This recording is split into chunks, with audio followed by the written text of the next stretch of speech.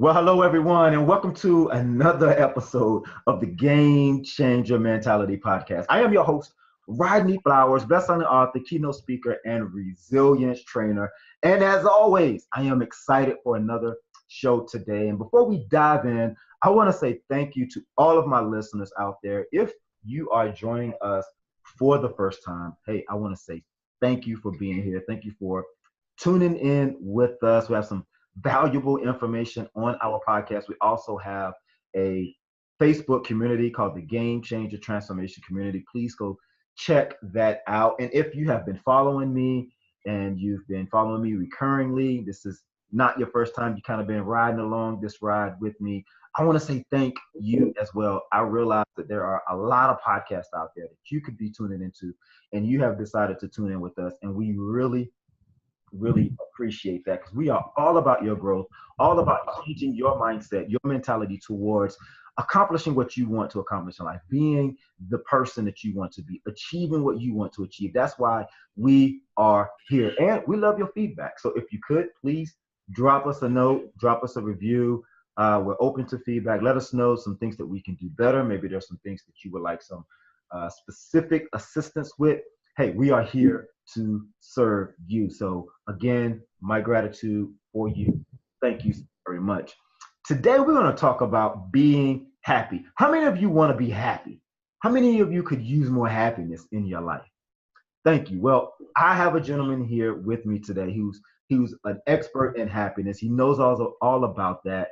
Dr. Z is here with us today. He's a leader in transformational learning, personal development, and organizational change. He's an experienced business consultant who assesses and advises and mentors leaders and managers and provides customized personal and professional training and development program. He's an inspirational speaker, teacher, and author of 7 books on self-leadership and happiness. Dr. Z, please welcome to the Game Changer Mentality Podcast show, brother. Glad to have you. Woo woo! Thank you, Rodney. I'm glad to be here. And I know you know me as Dr. Z. My whole name is Zayd Abdul-Karim. Zayd means growing, increasing, and being more productive. And I am the doctor of these things. And Abdul-Karim means servant of the most generous. So I just wanted to put that in there so you all have a sense of what I'm striving to be every day. And I purposely left that out because I knew there was something behind that, right? And so thank you for clarifying that and bringing that to the audience. How are you, man? And what's going on in your world today? How you doing? I'm good, and life is great. When people ask me what's happening, I always say life, love, happiness, and money. Right? So yeah, I'm so grateful to be alive and able to share and be in my purpose and share my gifts. So thank you, Rodney, for allowing us to be on the Game Changing Mentality, because you are the game changer, brother.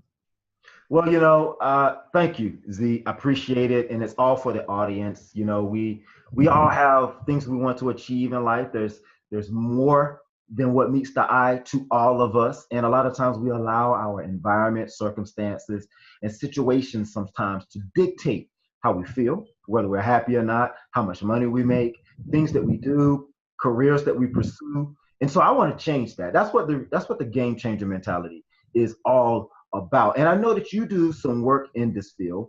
And I know you teach people how to perform, super performance, being more engaged, getting the best out of themselves. So talk to us a little bit about that. What is the concept of engagement and super performance? Yeah, thank you. So engagement really is about bringing passion and love and commitment and extra effort to everything that we do. And I kind of grew up not engaged, more or less disengaged and unhappy based on some of the conditioning from my family and social and cultural influences when I was a youngster. And so I see how that background really prepared me for the work that I do, because I had to go through some transformation. I had to go through a process that allowed me to get out of my own selfishness, we're disengaged mostly because of some fear, doubt, or worry, or, our just selfish perspective, right? That can even go up to frustration and punishment and judgment. And so really being engaged is about being selfless in your service, about, being more forgiving, merciful, and loving in how you show up and what you do at work. And the reason that this is an issue is because Gallup poll tells us 7 out of 10 employees at work are disengaged to some extent. And Deloitte did a study that showed that companies are spending $550 billion a year on unhappy employees, right? So, if we're unhappy at work because we're creatures of habit, that means we're going to be unhappy and less engaged in our home life, in our school life, and in our civic responsibilities. So that's why, we have a over 50% divorce rate. Teenagers, half of them say that they're engaged in school. And then in the last presidential election, 56% of the voting population didn't even vote. So this engagement thing is a big issue, right? And the more engaged we are, the more happy we can be, the more fulfillment we can have and peace of mind we can have in our lives. So well, that's interesting because, in the workplace, it's definitely changing, and there's some traditional mindset that still exists in the workplace. And one of the things, if we can get into it, is a lot of people that still have that traditional mindset, they don't really believe in that philosophy. And I want to talk to you about that, because they believe that, in the workplace, you come to work, you be thankful for a job, and you go and you do your job. And, if you're unhappy, then, maybe you want to take a look at yourself and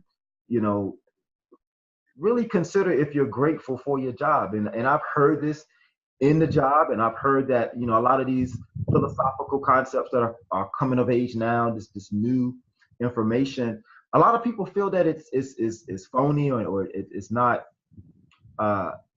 valuable, and it's not even needed in the workplace. So what do you say to that?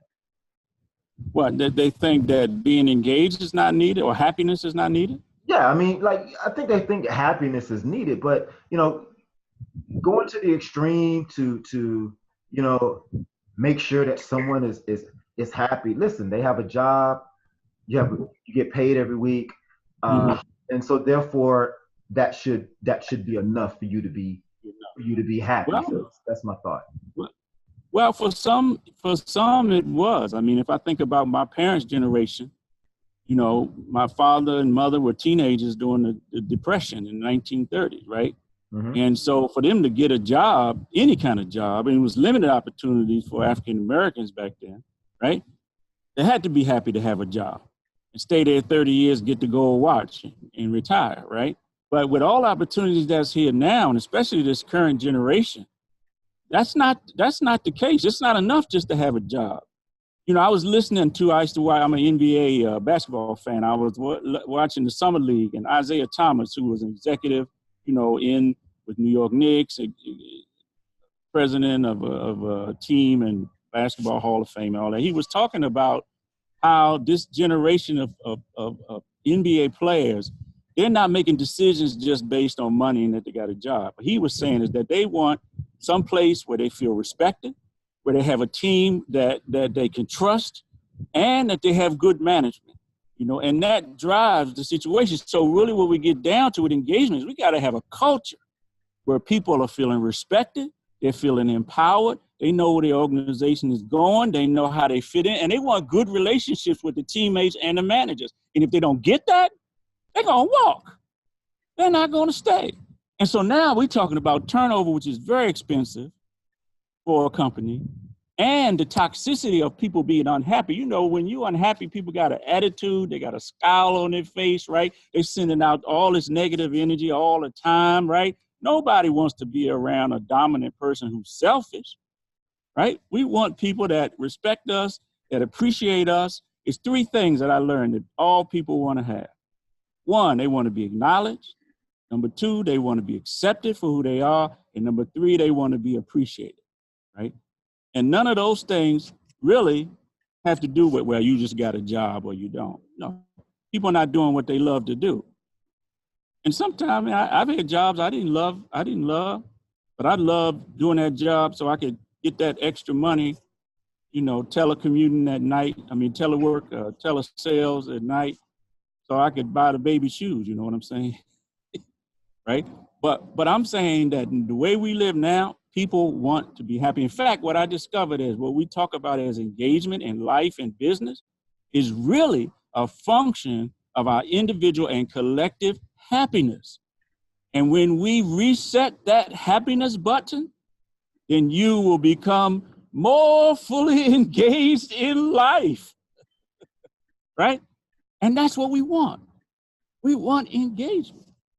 But we live in a world where there's so much judgment and hatred going on that being more engaged and happier can be a challenge. Wow. And so I couldn't agree with you more. I mean, I'm not an advocate of the question that I asked you at all. I really believe that the money that's being spent should be spent on increasing the happiness and providing a culture where there's value, people can be heard, yes, absolutely, and appreciated, and feel like they are a part of something, And I think sometimes, especially in the past, companies have,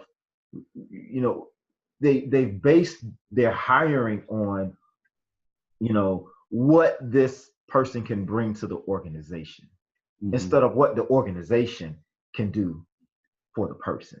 And I think if you want a thriving organization, and you push back with me if you want to, because I really want to dive into this, because I think when we talk about organizations and happiness, I think what is missing is caring enough for the person, what they want. I think the organization is just looking at what can I get out of the person, what are you bringing to the table. Yeah. But I think in the future we have to start looking at, as an organization, what can I provide a person? Because that's what's going to get you the talent.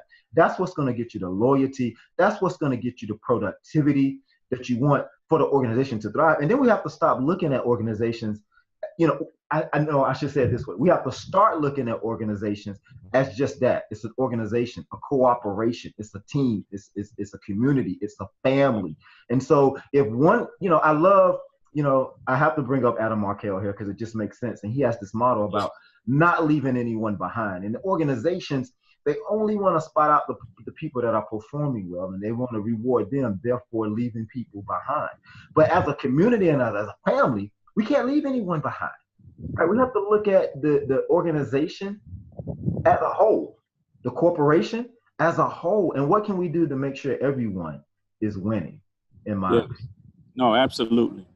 And you know what the tipping point becomes, or where the tipping point is? It's in leadership and also managers. Because, when you said it very well, because when you talk about culture, you want to hire people that fit your culture, not just those who have, the certain skill set or knowledge.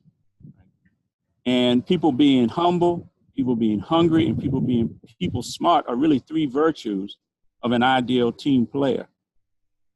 So when you get down to it, if people are not feeling like you appreciate them as a human being, right? That's what they want, more so than the money or the organizational stuff, the titles. Treat me like a human being. Care about me as a person. There's an old saying I learned many years ago that says people don't care how much you know until they know how much you care. And unfortunately, managers, many are bean counters, task, and they don't necessarily focus on the individual. But to be a leader and to manage people, you get things done through people. And if you don't know your people and you don't know what's important to them and you don't know what their aspirations are, how in the world can you serve them? How can you help them grow? And you got to help them grow so that you can get more productivity, which leads to profitability. So there's really got to be a new way that we manage, not just count numbers and managing skills, but letting people know that they're not anonymous, that you see them, that you appreciate them, right? Acknowledgement, acceptance, and appreciation. They need to also help them to figure out how what they do makes a difference in people's lives, in somebody's life.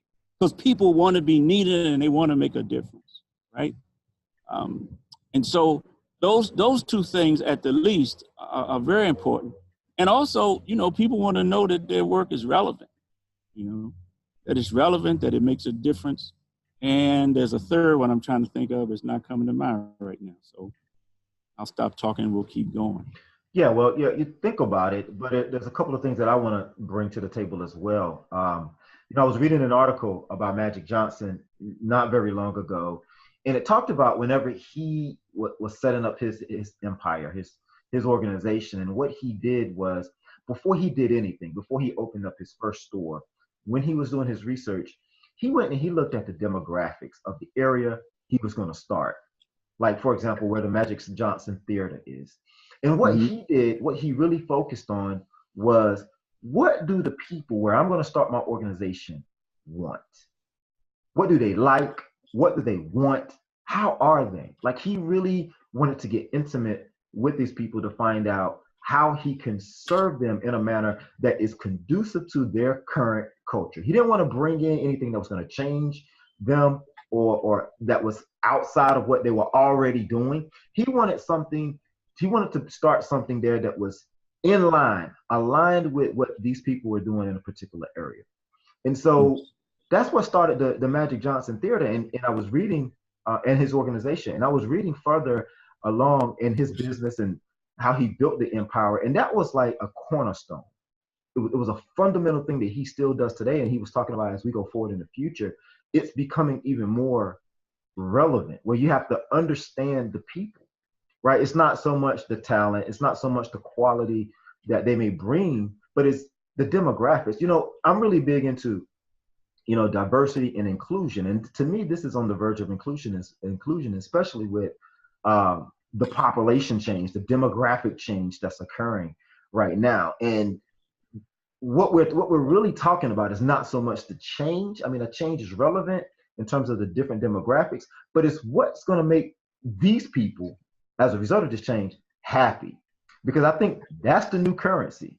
And if you can provide that in your organization, you're going to be the ones whose doors are still open in the future. Because I think as a result of this culture change and the differences in the demographics now, in the millennials and the wants and desires, the things that make people happy these days, if you're not providing that, if you're not in tune with those things, then I don't think you're going to get the quality people that you want to run your organization. And I think that goes for corporations in the corporate world, as well as businesses, and the way it applies to businesses is, focusing on your customer. What makes your customer happy? We all have our services and products that we feel will serve the world, right? But if you're not taking a look at how that service or product makes someone's happy, or how it meets their need, and I mean at an intricate level, I mean at a cultural level, or individual or demographic level, then I think you're kind of missing the mark. And I think it really hinders your success. Well, yeah, and we have to learn how to do that. That's where I come in with our service. We have to get some baseline data to find out how healthy is our organization, and how engaged are people, in terms of the culture, in terms of the alignment with our strategies, and as well as the relationships and accountability. And we have to learn how to make that shift, because if we don't, it's going to lead to deterioration. It leads to toxicity. It leads to turnover. And yeah, you might get some very good people, but a big deal in HR now is employee retention. Mm-hmm. So because people are going to leave if they're not engaged, if they're not happy. We can use these words as synonyms. Right? And so what we do is help to identify where we need to be making some adjustments so that people can be happier, be more engaged, be more productive, and the business can be profitable. And Rodney, this is just not a business thing, because as I said, gave you some stats earlier, we're creatures of habit. So if we're disengaged in one place, we're going to be less engaged in someplace else. So when you're talking about relationships, outside of work, there's got to be engagement. There's got to be this focus on serving. So you hit the key point. And one of the things that came through me some years ago is a book. You mentioned I have books. God sent books through me. One of them is called 25 Days to Living Your Happiness. And the first door, what it does is contrast diseased ego-based energy and fear with what I call love energy, right? And so on the diseased ego part is selfishness. But selfless service is the antidote to our selfishness and fear. And that's the door that opens up to engagement and opens up to happiness. You ever had experience where you've done something for somebody and they couldn't repay you? Whether it's give them directions because they were lost or you gave them some money, you'll never see them again. That's like the best feeling in the world, right? And so this attitude, this mindset, this heart set of service selflessly, not because you want to get something or you want some praise, no, but because you want love. And the thing about it, when you put service out there, that energy, that's what's going to come back to you, right? One of the things I work with my clients is just a simple question. Selfish question is what's in it for me. The service question is how can I help? And I'm working with clients just to institute that into the culture. How can I make your job easier? We're colleagues, right? If I'm always thinking, how can I make your job easier? And you get the benefit of that, aren't you going to want to make my job easier too? Right? Because I'm an internal customer. Everybody you see is your customer. And so this idea of service then leads us to the idea of communication, where I'm willing to ask you about your desires, your needs, your aspirations, right? And I'm willing to serve those. Now we have a connection. We have a connection emotionally, spiritually, mentally, physically, because I'm coming to the situation wanting to serve you, cooperate with you, as you say, right? And I'm asking about what's important to you, and I'm serving those needs. That's the new model for business. That's the new model for enhancing your relationships. That's the new model for making more money. Don't focus on the money, focus on the service, right? Because you can only get back what it is that you give away in this life. You want love, give away love. You want money, give away money. You want engagement and happiness and passion and commitment, then you got to give that away first. You come back to it. So would you consider that the connection between engagement and happiness is selfless service, or better said, what is the connection between engagement? Well, that's where it begins. But there's a lot of different connections. Love doesn't have just one face. Engagement doesn't have just one face, it has multiple faces. It starts with selfless service, it goes to communication. We can talk about a common thing in the workforce is frustration. People that are disengaged, they're frustrated and they're in pain, right? So they focus their energy on the frustration. But the opposite of that is patience, right? There's a lot of times people trying to punish people, passive aggressive and all kinds of things, right? When you're trying to punish somebody else, this is what I learned from my experience. When I tried to punish somebody else, you're really punishing yourself. Because we're all one. We're not isolated, unless we're in that negative energy. So instead of punishment, how about forgiveness? Instead of judging other people, how about mercy? Mercy gonna feel much better than judgment. Complaining and blaming about people, no, that's not gonna work nowadays. It doesn't even work for your own self because it creates an emotional imbalance. And you and I know that most people's illnesses, physical illnesses, are a result of some emotional disease, right? That starts them on a check in their mind and shows up in the physical. So it's a lot of different faces, right? Some people feel like they're powerless. But the truth is, you do have power. You have to accept the responsibility of that. Instead of saying I'm a victim, take responsibility for your life. See? Instead of feeling powerless, be hopeful that things can get better. And the interesting thing is, once we focus our attention from this negativity to that positive stuff we're talking about, everything changes. It changes, got to change inside before it's going to change outside. And this is like a law. Most of us don't think about it this way. But if you really, really look at it, God's not going to change your condition or the condition of a people until they change what's in their souls first. Change is an inside-out process. Stop looking at the outside. Look at yourself inside. Personal growth, self-leadership, that's the key.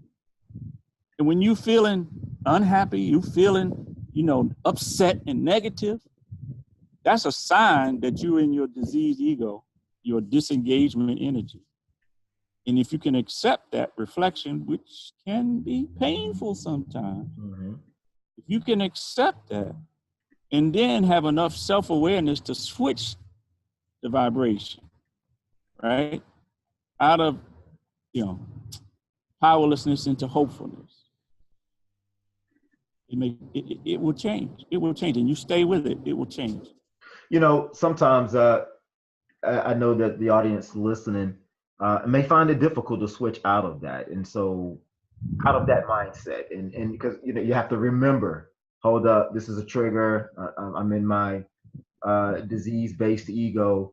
And so let's talk about it from a preventive standpoint, right? In an individual. So what are some things you may suggest in order to maintain a non-disease-based ego, if you will, or more positive, powerful based mindset? Yes, thank you. So first we have to recognize why we find it difficult to move out of those energies. And that's because they've become a habit. The way we talk, the language that we use, the questions that we ask, they become habitual. So if we're always focusing on don't, can't, then we're going to have negative outcomes, because that becomes a habit of thinking, a habit of feeling, and a habit of behavior. So the thing to do is to begin to ask yourself this question: how do I feel? Right? Just because, we talk here for 5 minutes doesn't mean that automatically now you're going to shift everything, right? But instead of worrying so much about what you think or what other people think about you, which is fear-based, right? If you start to ask yourself, how do I feel, right? That's a shift right there. And when you become aware of how you feel, if it's negative, then identify what that feeling is and then shift to the opposite feeling of that. So I'm trying to think of something else in the book that's a common, we talk about victim mentality. Right? I'm a victim in this relationship, in this situation. Well, if you're feeling that way, try taking responsibility for your life, for the situation. We are creatures of habit in our thoughts and in our hearts and in our behaviors. The only way we're going to be able to shift is to create new habits. So instead of conflict, think about being peaceful, and focus your attention on being peaceful for 30 days, right? Because between 21 and 30 days, you can create a new habit. First 3 days will be tough because you're trying to do something new, right? But if you keep with it, it will become easier and easier and easier. And so very good, and thank you. And so how do we apply that same concept to organizations? I know you work with leaders and managers in different organizations. So people who are leading teams that want to implement this philosophy. I mean, because this is a game changer. If all of your people have this mindset, just think about the conflicts that you can avoid. Conflicts cost money. Unhappy people cost money. And so how can we implement this philosophy at the corporate level and in business? Yeah, there's a couple things that come to my mind. I mean, one is that there are certain dysfunctions that go along with teams, like lack of trust, and then avoidance of conflict, lack of commitment, avoidance of accountability or lack of accountability, and then inattention to results. So the base fundamental is trust. We have to cultivate trust, right? And then what is it that allows trust? You got to get to know somebody in order to trust them. So this gets back to identifying people as, a person, what's important to them outside of work, right? And then when you have trust, then you can handle conflict, because all conflict's not bad. You need some healthy conflict in order to find the best solution, right? So I think any relationship begins with trust. And aside from knowing people, the other piece of trust is integrity. We have to keep our word, be on time, do what it is that you say that you're going to do. So that's one thing. But the main thing I'm finding now is that I have to work with the leaders, the executives and the managers, because the troops are going to do what the people in the higher positions do, right? So you could have in a culture where the culture is unresponsive. People don't acknowledge that they got emails, that they don't make phone calls back within 24, 48 hours. That's how they treat their internal customers. And that's how some people treat their external customers. So if the leaders will focus on being responsive, themselves and modeling, because you got to model what it is you want people to do. Otherwise, they don't have an example, right? And I'm sorry for the background noise here. I'm outside, and this was the best I could do in terms of a place. I do apologize for the trains going by. But when the leaders, first we got to diagnose what the problem is. And it's not just because that's what we guess it is, right? So this is why we do surveys, employee engagement surveys, to get some baseline data and do focus groups and things to find out where the issues are.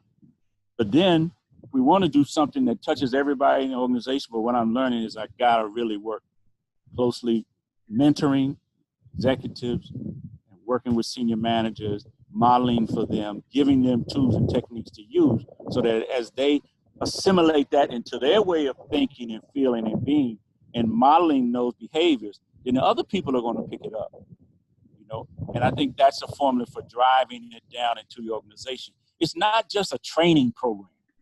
People go to training, you get some knowledge, you get some skills, but 2 weeks later, you're doing the same thing that you used to do because of your habits, right? So what we're saying is there's got to be a development process, right? Where you got to follow up, and there's repetition, and there's accountability, and there's adjustments that people have to make in order to grow. That's the only way that we grow. We got to get feedback, You talk about our friend Adam Markell and the feedback loop, where we can get feedback that's not judgmental, and we can learn, learning, development, growth, and change are all synonyms. But it starts with people in a position of leadership, but even more importantly than that, it starts with the foundation of self-leadership. Because if a person can't lead themselves, they are not going to be put in a position to lead other people, right? So stop looking at other people and blaming them, blaming your manager for why your life isn't better. Take the responsibility to lead yourself to make your life better. You can ask yourself, how do I make a difference? How does what I do make a difference? And who does it make a difference for, right? And appreciate the opportunity that you have in front of you, because you made the choices to be there. And so even if it's undesirable, there's something there for you to learn. If you miss the lesson now, it's only going to come back again later on, right? So look for the mercy, look for the lesson, and you'll find it, and then you can grow. I hope I'm not just rambling on. I get excited about this kind of stuff, Rodney. So. No, not at all. I mean, based on what you said, I feel like I've come to a revelation just to kind of summarize all of this, and I feel like a couple things that I'm getting out of this is that, we talked about happiness and being happy, and we talk about people that are unhappy and how to be happy. There's a lot of techniques, a lot of gurus out there, experts that can tell you how to be happy, and it's all about implementing certain processes. And you have given some really, really good things that we can do. But the self-leadership really sticks out to me because I feel like the reason why I'm going back to the source of unhappiness is a lack of fulfillment in self, right? And so how I really relate that to organizations and the managers wanting to create a culture of of of of, of productive, happy people. It just brings me to, it just makes me want to really teach on creating a culture that cultivates self-leadership. Self-leadership. Mm. I mean, we have Yes. leadership programs, but those programs are really based on leading people, leading organizations, leading teams, things like that. But I've not seen at the corporate level any type of implementation of self-leadership development. And perhaps that could be the golden key to having fulfillment on the job. Because I believe that, I've seen some corporations, man, they implement leadership development programs sparingly. It's not widespread. It's only to the Mm. best, the ones that they feel are most qualified for that, which I think is a big mistake because I think, as you've stated, everyone is a leader. And so when we can really, look at how do I make someone happy? I mean, do all the things in terms of appreciation, value, and things like that. But I think when you can cultivate self-leadership and everyone is kind of on board with these concepts that you've talked about in terms of the accountability, um, all the things that you've mentioned thus far, we can create a culture of value, employee appreciation at the individual level, as well as self leadership. I think you'll find that you'll get more fulfilled people, more happy people, because I think people will have a say, feel like they have a say in the organization. They feel like they are a part of management because as you know, I mean, it's always us against them type of mentality. It's what management says, and I'm not really a part of that group. I'm just a worker. That's the mentality of a lot of employees. And so having that come down from the top where you implement self-leadership development programs at the management level, and then you float that down to the employee or the worker level, I Yes. think I think you will be a completely different organization with that philosophy. And it really just came from listening to the words that you were speaking. Yeah, thank you. I want to give you one other thing here because I don't say that everybody is a leader in the sense that there's only going to be one CEO, right? There's only going to be one position as the director, right? But what I do say is that everybody can exert leadership over themselves first, right? Because it's the person that has the self-leadership, which is the key to that is taking responsibility, right? Then they will be promoted up into positions. People will give them the authority to lead them because they can demonstrate self-leadership. And also, people that think happiness is soft, you notice how many commercials are promoting happiness now, right? Everybody's doing it because it's the thing. But in the business language, I talk about engagement because happiness and engagement are basically the same. They're the same thing, right? And who wants to be? Nobody wants to be unhappy. And let me just say this too. When I talk about this, I'm not just saying, because some people say, well, I don't need you, Dr. Z, because I'm already happy, right? So my question to you that are already happy, wouldn't you be happier? You're already happy. You could be happier, right? Yeah. And then those of you who are already happier, could you be happiest? Right? Could you help somebody else be happier and happiest? Right? Because it's not always about just, people that's unhappy. Yes, some are, right? But there are gradations, right? And we're here to serve each of those gradations. And when you master it, being engaged and happiest, then your responsibility is to help somebody else to grow, and then you get the reward of helping them grow and them also helping other people grow. So this thing it's a wonderful way to live life, and we only got one shot at this right now. You know, why be miserable, right? Why be in a job that's miserable? You know, when you can make that job happier just by looking at yourself, seeing the relevance, seeing how you are making a difference to someone, even if it's just your manager. If you do a good job, you're helping your manager look better, right? In the organization. So whatever you do, you're very important. You know.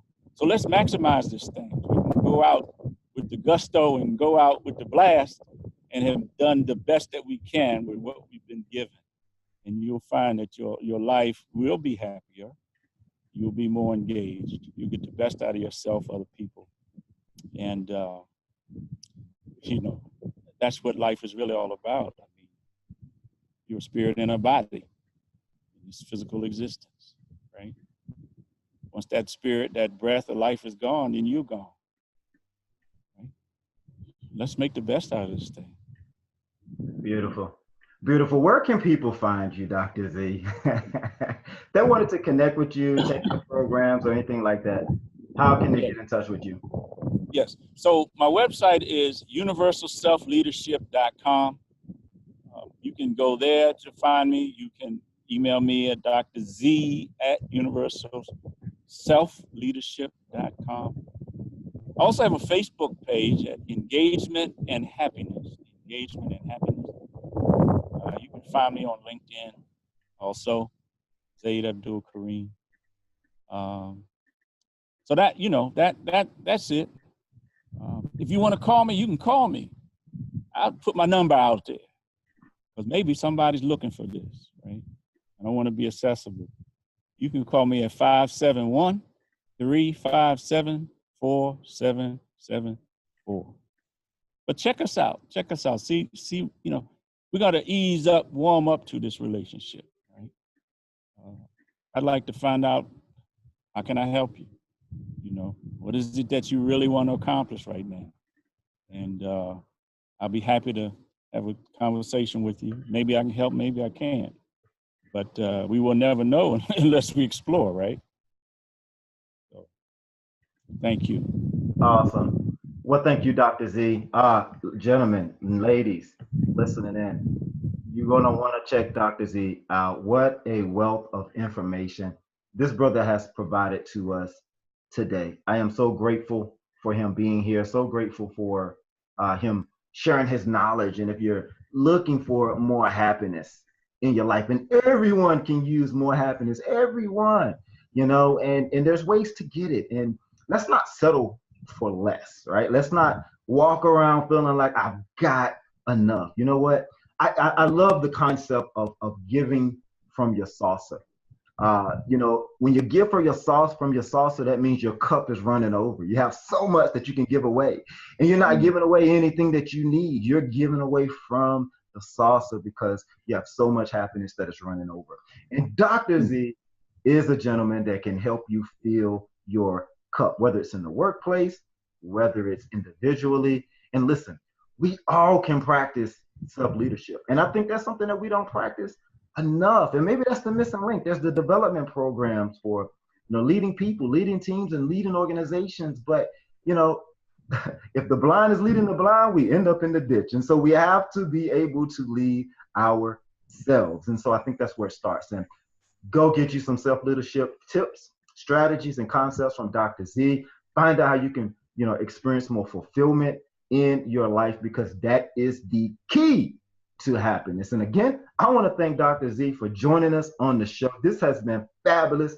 Thank you, sir, for stopping by to share with us, to be with us, to impart your knowledge upon us. This has been great, man. And as we wrap up, do you have any last words you would like to share with the audience? Thank you. If you had a feeling that there's something greater that's lying dormant in your soul and it wants to come out, then ask some different questions. I would say get in touch with me, but ask some different questions, because that will guide you to where you need to be in order to get what you need to fulfill your life from inside out. And I thank you. I love you. And God bless you. Awesome. Well, thank you to Dr. Z. Thank you for stopping by once again. We love you, brother. And for the audience, thank you. Thank you. So, ladies and gentlemen, thank you again for listening in to the show. Don't forget to check us out on Facebook. Join our Facebook community, the Game Changer Transformation community. We would love to have you there. It's a team of individuals networking together to change the game in their lives and in their communities. We would love to have you there. And there you have it, another episode of the Game Changer Mentality podcast. Again, we love you. And as we sign off, you know what we say. Want you to remember that greatness is your birthright. Thank you, and we'll see you next time.